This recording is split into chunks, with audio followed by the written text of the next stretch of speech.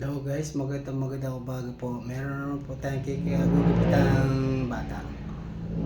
Gumamit po muna ako ng Ono Media Clipper Guide at malago yung tabihan eh. Ayaw mo nang binawas-buwasan mo na yung mga laylayan ng mga likod at saka yung sa ibabaw ng tenga.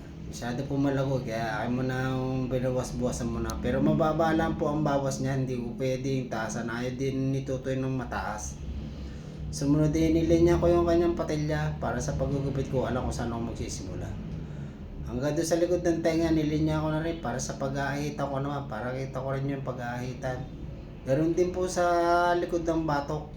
Akin na rin po siyang nilinyan para pag gugupit ko alam kung saan ako magsisimula.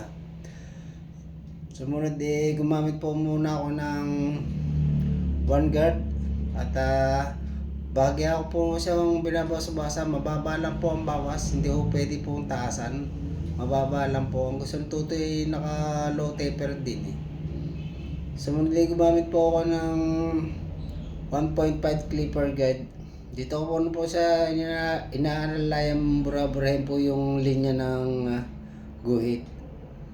Sumunod gumamit po ako ng zero close para bura-burahin na po yung kanyang linya ng guhit.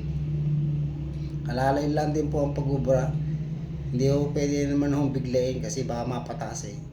Sumunod, gumamit na po ako ng trimmer. Dito po na po ako magpipinis sa pagbubura sa trimmer. Para na rin po siyang inahit eh. Ano po yan, matalas, manipis ang talim. Sumunod kayong babas-bawasan po, binasa ko muna. Para pag binasa ko, hindi naman magtatalsika pag ginupit. Tinanggal ko na po rin po yung mga labis-labis sa kantuhan. Hanggang doon sa may likod ng batok, tinanggal ko na rin po yung kanyang mga labis-labis sa kantuhan. So binawasan ko lang ng kakaunti yung nasa may likod. Ayon tutoy ng maiksi, konti lang bawas. Sumunod sa ibabaw, ganoon din, konti lang din ang bawas sa ibabaw. Ayon itutoy ng sobrang iksi.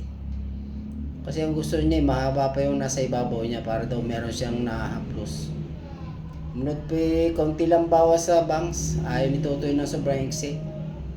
Inahita ko na. Dito na po ako magtatapos sa paggugupit. Nililinis ko na po yung mga balibong pusa sa mga pisngi. Doon sa ibabaw ng tenga, tinanggal ko na po yung mga balibong pusa. At para malinis naman pong tingnan, tinanggal ko na rin yung mga balibo sa batok. Para pag tingnan tutoy sa salamin, malinis, maganda. Para quality ang kanyang gupit. Sige po, hanggang dito na lang po. Maraming po salamat po.